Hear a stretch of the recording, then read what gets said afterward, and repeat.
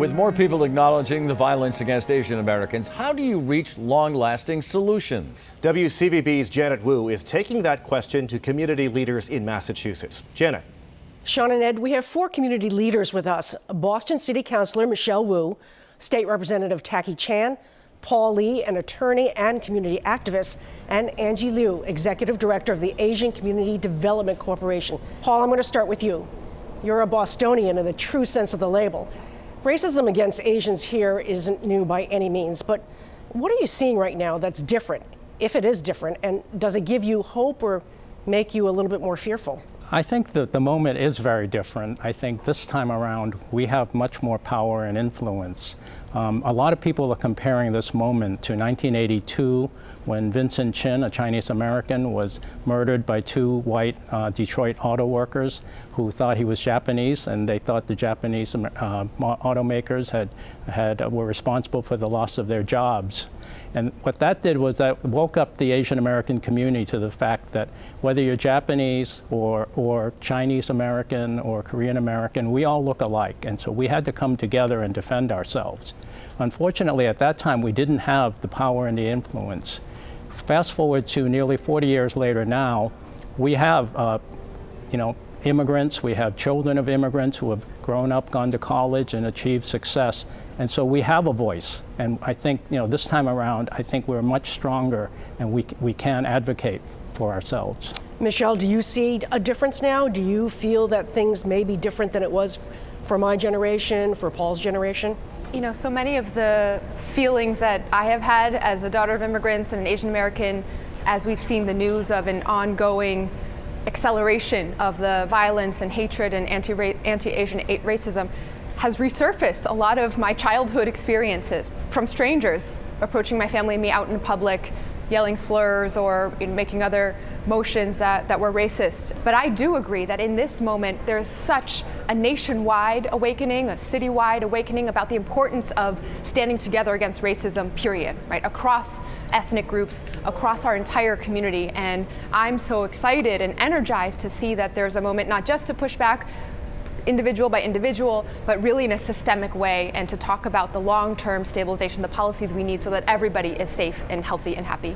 This show itself shows a degree of optimism because, as Paul correctly points out, it's very quickly how we disappeared from the news media and conversation. So continued conversations in this format beyond just political and community leadership is essential, and having this a chance to converse is very heartening. Angie, racism is more than hateful words or dangerous encounters on the street. What else do you and the community see that reveals the sort of like deeply embedded problems that Asians confront daily? When we think about systemic racism, it's the systems of the lack of language access, the lack of affordable housing and housing stability, the lack of appropriate workforce development and support so that people can get well-paid jobs and to be able to maintain their financial well-being. So all these factors contribute to the systemic racism and oppression that our communities suffer on a daily basis. And that's very hard to see. Michelle, during the pandemic, reported hate crimes decreased by 14% in Boston, but anti-Asian hate crimes, which were reported, nearly doubled. Some people blame the former president for granting permission to act out with remorse. Do you agree, or are there also other factors involved here? Prior to the virus even really spreading in the United States, we were already feeling the impacts here in Chinatown and in Asian American communities across the country, where business was down 60%, 70% more. And it was because misinformation, racism, xenophobia was being fueled by leaders at the highest levels in our government. Even though there's been more awareness, even though there has been heightened attention and now more counting and monitoring, we are still undercounting. We are still not catching all of the incidents, and this has already been part of a long-standing pattern where the Asian American community has experienced this for a long time, not just through the pandemic. Angie, where do you think this all comes from? There is a long, long history of xenophobia and systemic racism against Asians from the very moment that we set foot on this land.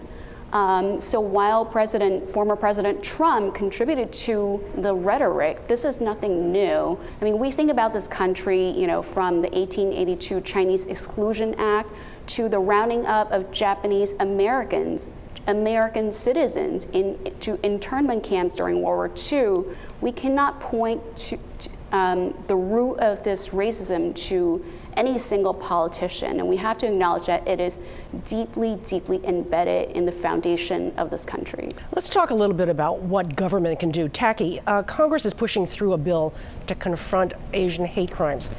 Is it a good bill? And if so, what should also be done by Massachusetts in the legislature where you serve, if anything? Is the first time in my mind that something positive actually moved through Congress for this end of the community. Throughout COVID-19, pretty much we were ignored by Washington, and as we all struggled at a local level. And my level of government, we're talking about things like updating the hate crimes law to look at the totality of circumstances. We want to avoid an Atlanta situation where they claim sex addiction as a motive for shooting 6 Asian women and accusing them of prostitution on a false basis. We have multiple bills on ethnic education in our school system. I looked in my history book when I was a child and saw less than 4 paragraphs, more like 10 sentences about Japanese internment camps. They're not really detailing out, what actually happened in that time period. We need to change our education system. Traditionally, the Asian culture didn't encourage speaking up or speaking out when confronted with violence, discrimination, or public displays of scorn. That's starting to change with the new generation of leaders, but how do you encourage the older generation to feel safe and to, begin speaking out? I think that that's really hard. I mean, a lot of the older generation are immigrants, and they come to this country with the attitude that it's a privilege for them to be here, so they don't want to complain, they don't want to call attention to themselves. I'm talking about my parents now, both immigrants from China, and and that's what they taught us. They said, keep your head down, don't draw attention to yourself, and and really of relevance to me was they said, don't be number 1 in your class. Be number 2, because if you're number 1, then they're going to come after you. I think one of the great things that's occurred with this pandemic and with the Stop AAPI Hate is that we're seeing youth, high school youth in particular, who are speaking out. And I think a lot of that has to do with the fact that they have been bullied, microaggressed, stereotyped throughout their days in school. And they're all kind of feeling like this is, we don't want to do this anymore. We don't want to be subjected to this anymore. How confident are you that things will change, that Asians will speak up, and the level of disdain, the divisiveness, and the scorn, never mind the violence and words of unprovoked hate, that they encounter today will actually dwindle? I do think that this time, this moment does feel different because we're coming onto this crest in the aftermath of the Black Lives Movement last summer. And so I do think this time around, more Asian Americans are realizing that we have to work together with other communities of color. We have to work at the root causes of systemic racism, and we cannot afford to stand divided. Tacky, are you equally optimistic? I see this as a continuing issue right into 2022 through the pandemic, and correctly pointed out that DC needs to change its tone, as well as the media, regarding the Asian American community. It's great to have attention now, but my question to my intimate community is very simple. Where were you 16 months ago? So to have trust in government needs to do its job. And people like myself should be held accountable, and the 8 members of the House Asian Caucus, which is the largest minority group in the House of Representatives now, it's not black, it's not Latino. Asians are your biggest minority group in the House of Representatives, have to lead. What's the bottom line for you, Michelle? We have been through so devastating, such a tough year through the pandemic across every group.